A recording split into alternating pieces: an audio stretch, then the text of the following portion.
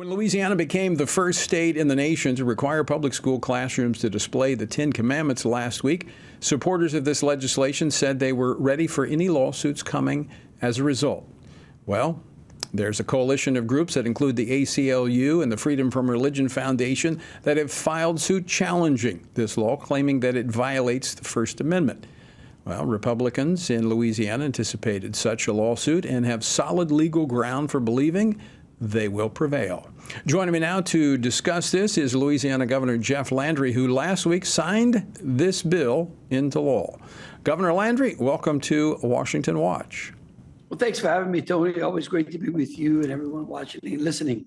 Well, congratulations. You led Louisiana on several fronts in your first session as governor. You had a special bill signing last week in Louisiana with a bunch of school kids there and others that were interested in this legislation. Why is this measure so important to you?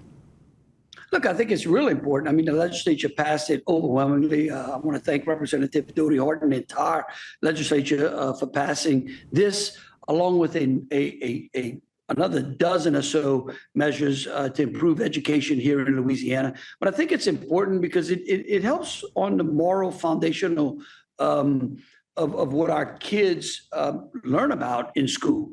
I mean, again, I can't believe that the Ten Commandments is a bad way to live your life, Tony. But if you pick up any paper or you open up the internet, it seems that the mainstream media just has their hair on fire with this piece of legislation, and I find it really just concerning to me that they would spend so much time trying to demonize us for passing such a common sense piece of legislation. It just says, look, if a school would like to, they can display the Ten Commandments. Well, Governor, when you and I were back in school a number of years ago, it was common to have the Ten Commandments. And, those they were pushed out. We first pushed out prayer, then the Bible, and then in the 80s, the Ten Commandments.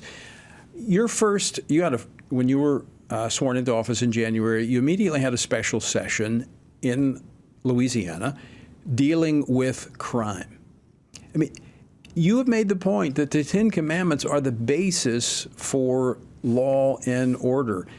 Wouldn't it be better if we could catch kids early and teach them right from wrong so we don't have to imprison them later because of violent crimes that are sweeping across our country?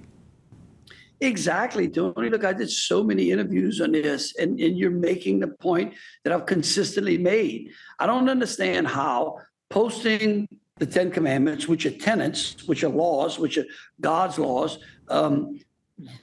things like thou shalt not kill, thou shalt not steal, and having children just see them, right, is in any way oppressive or placing some sort of religious oppression on them. I mean, these are basic moral conducts that we want children to grow up as adults and understand right from wrong. And the Ten Commandments is the basis for understanding right from wrong. It has a lot of historical context. I think that when you look at the way that the legislature drafted the law, we feel like we're standing on solid legal grounds. I think the court got it wrong in the 1940s when they created this metaphor of separation of church and state. And look, we look forward to defending the law. Well, you've also made the point that the Ten Commandments not only the foundation for morality, for right and wrong, but it's the foundation for law itself as we see common law emerging from that.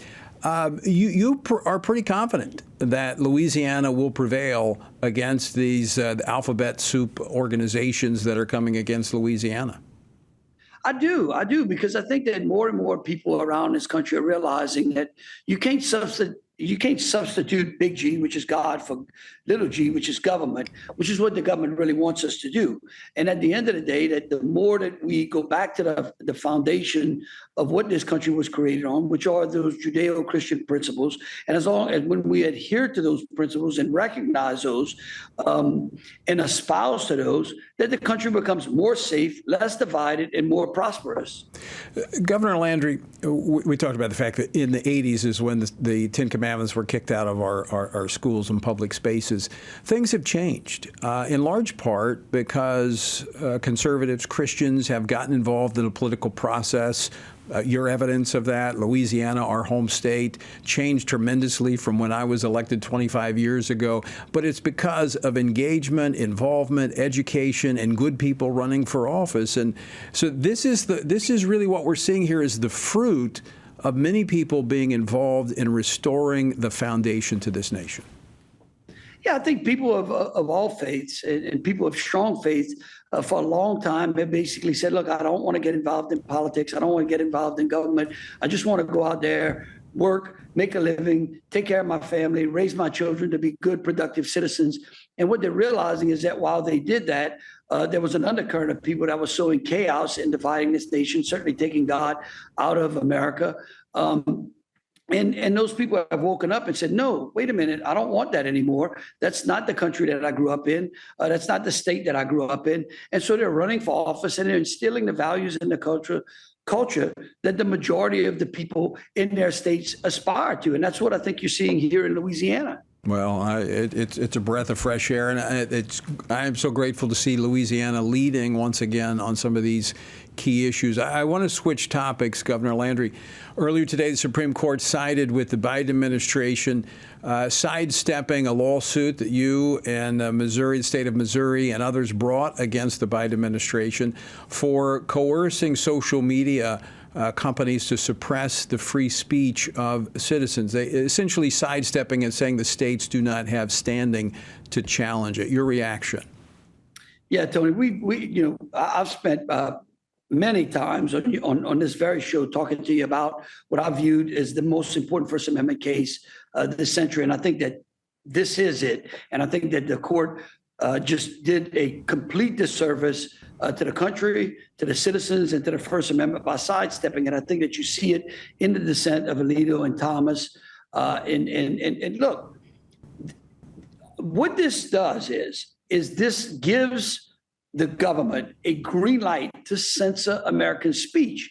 And as usual, the court, when it's faced with these tough decisions, takes this off-ramp of standing, which I think is really unexcusable. It's basically malpractice on the court's standpoint, especially on something as sensitive as the First Amendment. I don't understand how the state of Louisiana cannot speak for its citizens when the federal government, when we look at the breadth of the federal government, is out there actively participating in censoring or encouraging the social platforms to censor American speech. And then they say, well, there's no causation. We can't see where the harm became, because the reason they can't see it is because of the breadth of it. But yet it was clearly in front of them, but they clearly did not want to wade into this matter. I would tell you that this is not the end. We're going to see it again. Unfortunately, it could be in a more egregious fashion, where really at the end of the day we're censoring American speech. And it's troubling. Governor, we're up against a break, but very quickly, if Louisiana, Missouri doesn't have standing, who would have standing to challenge this? That's exactly what I said. I mean, what the court is saying is they want somebody like Tony Perkins to come to them and say, this is where the government censored my speech. The problem is that the average American doesn't have the ability to understand how extensive that censoring is being and who the social media platforms are doing that. They're out there just trying to make a living and keep the country afloat. Right. And so that's what attorney generals in the states are there for. And that's the most disappointing part about this ruling. I will tell you this. I think Congress should act. Yes. Congress can go out there and create the standing and tell the court, no, the attorney generals shall have standing. All right, Governor Landry, thanks for staying in the fight. Great to see you. Thanks so much for joining us today. Thank you.